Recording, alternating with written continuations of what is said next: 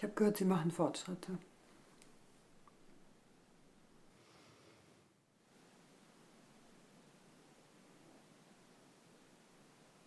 Sie sollten mit mir reden, Julian. Für einen Moment dachte ich kenne Sie. Ich bin die Oberärztin.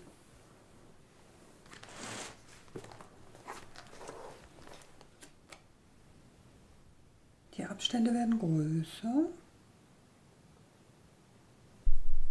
Was? Ihre Halluzinationen.